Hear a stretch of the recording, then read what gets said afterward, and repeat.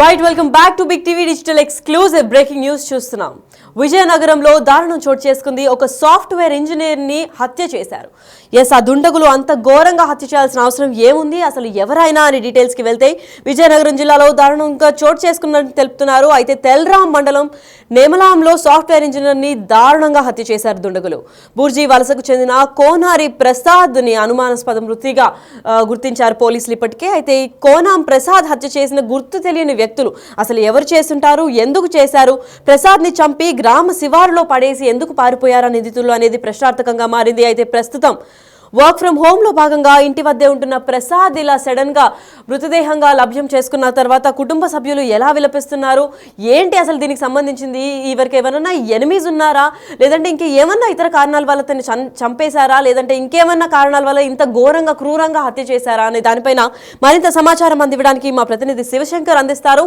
శివశంకర్, చెప్పండి, software engineer ని దారుణంగా హత్య చేయడానికి కారణాలు ఏమై ఉండొచ్చు?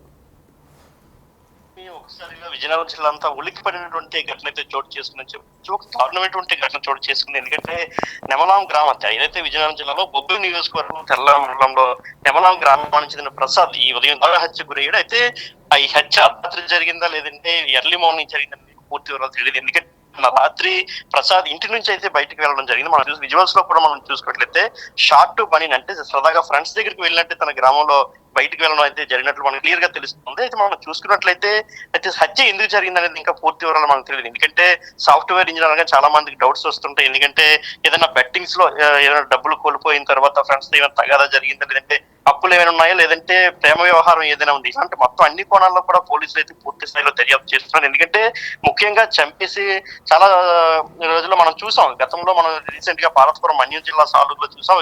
హత్య కూడా ఇలానే హత్య చేసి చెట్టుకు వేలాడదీసినటువంటి సంఘటనలు చూసాం. ఇప్పటికి కూడా అది అనుమానాస్పద మృతిగానే నమోదైంది. అయితే ఇలాంటి సంఘటన జరగకుండా ఘోరంగా అంటే ఒక ఫ్యాక్షన్ ఏ విధంగా ఉంటుందో ఆ విధంగా ఒక ఫ్యాక్షనిస్ట్ ప్రదేశాల్లో ఏ విధంగా ఉంటుందో ఆ విధంగా చంపేసి రోడ్డు మీద పడేయడం జరిగింది. ఒక్కసారి తెల్లవారుజామున, ఎందుకంటే తెల్ల మండలం ఇటు నెమల వలస అటు బూర్జీ గ్రామాల మధ్యన నడి రోడ్డు మీద ఈ డెడ్ బాడీని పడడం జరిగింది. ఎంత కిరాతకంగా ఎంత దారుణంగా ఎందుకు చంపారు దానిపై ఇటు గ్రామస్తులు కూడా ఒకసారిగా ఉలిక్కి పడుతున్నారు.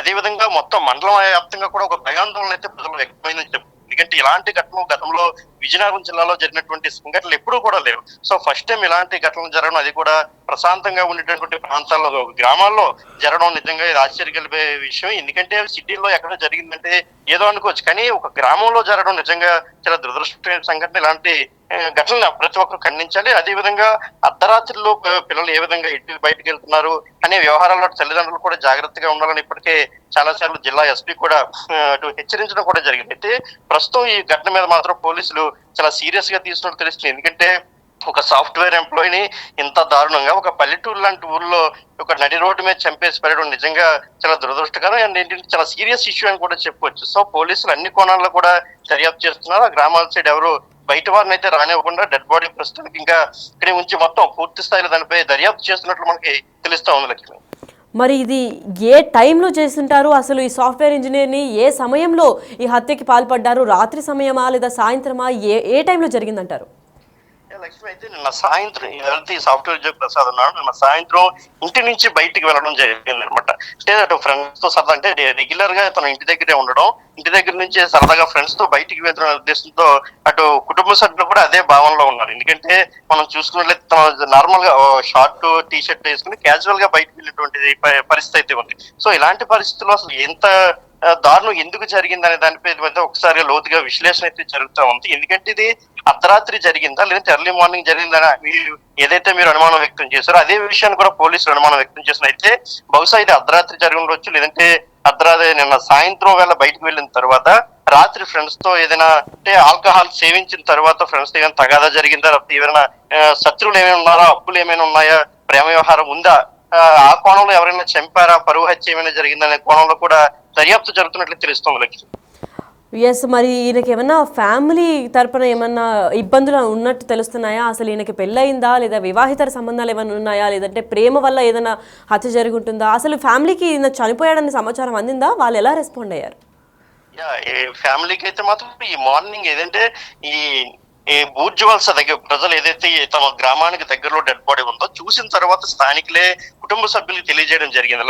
ఇలా మీ అబ్బాయిల ప్రసాద్ పలానా దగ్గర ఇలా చనిపోయి ఉన్నాడని చెప్పేసి కుటుంబ సభ్యులకి సమాచారం అందించడం జరిగింది. అందించిన వాళ్ళందరూ కూడా హుటాహుటిన ఒకసారిగా రావడం, అక్కడ నుంచి వచ్చిన తర్వాత పోలీసులకి సమాచారం ఇచ్చారు. కుటుంబ సభ్యులైతే మాత్రం బోర్న విలపిస్తున్న పరిస్థితి. ఎందుకంటే చేతికి అంది వచ్చిన కొడుకు ఒక్కసారిగా దారుణ హత్యకు గురవడం వాళ్ళందరూ కూడా తట్టుకోలేకపోతున్న సందర్భం. వారే కాదు, మొత్తం తల్లిదండ్రులే కాదు, కుటుంబ సభ్యులే కాదు, బంధువులే కాదు, అదే విధంగా చుట్టుపక్కల ఉన్నటువంటి గ్రామాల ప్రజలు కావచ్చు, సొంత గ్రామ ప్రజలు కావచ్చు, అందరూ కూడా చాలా ఒక బాధాకరమైనటువంటి బాధాతప్త హృదయాలతో ఉన్నారని చెప్పుకోవచ్చు. అందరూ కన్నీరు మున్నీరుగా వినిపిస్తున్నటువంటి పరిస్థితి ఉంది. ఎందుకంటే ఒక యువకుడు, ఇంకా పెళ్లి కావాల్సిన యువకుడు ఇలా దారుణంగా చనిపోవడం బాధాకరంగా ఉందని వాళ్ళందరూ కూడా ఆవేదన వ్యక్తం చేస్తున్నారు. మరి శివశంకర్, మరి ఫ్యామిలీ అంటే కుటుంబ సభ్యులు ఎవరిపైనా అనుమానాలు వ్యక్తం చేస్తున్నారా? అంటే ఎవరిపైనా డౌట్స్ ఉన్నాయి, వీళ్ళ వల్లే ఈ హత్య జరుగుతుందని ఏమన్నా కంప్లైంట్లో ఫిర్యాదు చేశారా? ప్రస్తుతానికైతే కుటుంబ సభ్యులు ఎటువంటి ఫిర్యాదు ఏం చేయలేదు. అయితే దీనిపై ఇంకా పోలీసులు దర్యాప్తు చేయాల్సింది. ఎందుకంటే ఇంతవరకు కూడా అతను ఎంప్లాయ్ అవ్వడం, ఎందుకంటే మనం అటుపక్క గ్రామాలన్నీ కూడా మనకి రైతు కుటుంబాలు, ఎక్కువగా వ్యవసాయం మీద ఆధారపడే కుటుంబాలు ఉంటాయి కాబట్టి వాళ్ళు పెద్దగా అంటే పిల్లల్ని చదివించడం, వాళ్ళు ఉద్యోగాలు చేయడం, అదేవిధంగా సెటిల్ అవ్వాలని కోరుకుంటారు తప్ప మిగతా విషయాల్లో అంతగా ఇన్వాల్వ్ అయ్యే పరిస్థితులు మాత్రం ఆయా గ్రామాల్లో ఉండవని చెప్పుకోవచ్చు. ఎందుకంటే ఉదయాన్నే పొలాలకు వెళ్ళడం, వ్యవసాయం చేసుకోవడం అనేది అక్కడ ఉన్నటువంటి తల్లిదండ్రులకు ఎక్కువగా తెలిసిన విషయం ఇదే అని చెప్పుకోవచ్చు. పిల్లలు చదువుకుంటున్నట్టు ఎంకరేజ్ చేస్తారు, జాబులు చేయమని చెప్తారు తప్ప పెద్దగా ఫోకస్ చేయరని చెప్పుకోవచ్చు. కాబట్టి పోలీసులు ఈ విషయంలో ఇంట్రెస్ట్ తీసుకుని దీన్ని సీరియస్ గా దర్యాప్తు చేయాల్సినటువంటి అవసరం అయితే ఉంది. మరి శివశంకర్, ఇప్పుడు ఇది ఆత్మహత్య కాదు, ఏకంగా హత్యగా పోలీసులు గుర్తించారు కాబట్టి దీని తర్వాత ఎటువంటి చర్యలు చేపడుతున్నారు? పోస్ట్ మార్టం రిపోర్ట్ అనంతరం ఏమన్నా నిర్దేశికలు, లేదంటే దీని తర్వాత ఒక ఎండ్ కార్డ్ పడే ఛాన్స్, ఏదైనా ఒక డిక్లరేషన్ ఇచ్చే ఛాన్స్ ఏమైనా కనిపిస్తుందా? ఖచ్చితంగా దీన్ని పోలీసులు చాలా తొందరగానే ఛేదిస్తారని చెప్పొచ్చు. ఎందుకంటే ఇది గ్రామంలోనే గ్రామం నడిబొట్టునే జరిగింది కాబట్టి దీన్ని ఛేదించడానికి తొందరగా ఈ కేసుని ఛేదించడానికి అవకాశాలు ఎక్కువగా ఉన్నాయని చెప్పుకోవచ్చు. ఎందుకంటే ఇప్పటికే ఇన్వెస్టిగేషన్ స్టార్ట్ చేశారు, అన్ని కోణాల్లో కూడా దర్యాప్తు చేస్తున్నారు, గ్రామాల్లో కూడా హై అలర్ట్ ప్రకటించారు, పోలీసులంతా కూడా గ్రామానికి చేరుకుని ఇప్పటికే అంటే దానికి సంబంధించి పోలీస్ ఇన్వెస్టిగేషన్ ఏ విధంగా జరుగుతుంది దానికి సంబంధించి ఇప్పటికే పోలీసులు స్టార్ట్ చేశారు. జిల్లా ఎస్పీ కూడా ఖచ్చితమైన ఆదేశాలు ఇచ్చారు. ఎవరైతే హత్య చేశారో వారిని తొందరగా పట్టుకోవాలి, ఎందుకంటే చాలా సీరియస్ ఇష్యూ. జిల్లాలో ఇలాంటి సంఘటనలు రిపీట్ అవ్వకూడదని ఆయన కూడా బొబ్బిలి డిఎస్పీకి ఇప్పటికే సూచన చేయడం జరిగింది. Right, thank you so much for this information Shivashankar. Yes, అయితే విజయనగరం జిల్లాలో దారుణం చోటు చేసుకుంది. తెల్రా మండలం నేమలలో ఈ సాఫ్ట్వేర్ ఇంజనీర్ని దారుణంగా హత్య చేశారు. అంటే రోడ్డులో, అంటే నడి రోడ్డులోనే సాయంత్రం పూట ఒక షార్ట్ ఇంకా టీ షర్ట్ వేసుకొని బయటికి వాకింగ్కి వచ్చిన సరదాగా వచ్చిన అబ్బాయిని చంపాల్సిన అవసరం ఎందుకుంది? అతి దారుణంగా కూడా చంపారు. అంత దారుణ హత్యకి పాల్పడ్డారంటే దీనికి ఏమన్నా బ్యాక్ స్టోరీ ఉందా, లేదంటే ఇంకా దేనికన్నా క్రైమ్లో పాల్పడ్డారా? అసలు ఈ హత్యకి గల కారణాలు ఏంటి అని పోలీసులు కూడా తీవ్ర స్థాయిలో దర్యాప్తు చేపడుతున్నారు. అంతేకాకుండా కోనం ప్రసాద్గా కూడా తినని గుర్తించారు. కోన ప్రసాద్ను హత్య చేశాడు తెలియని వ్యక్తులుగా కూడా గుర్తించారు. అంటే ఒక గుర్తు తెలియని వ్యక్తులు కొంతమంది వచ్చి తినని సడన్ గా దాడి చేయడానికి గల కారణాలు ఏంటి?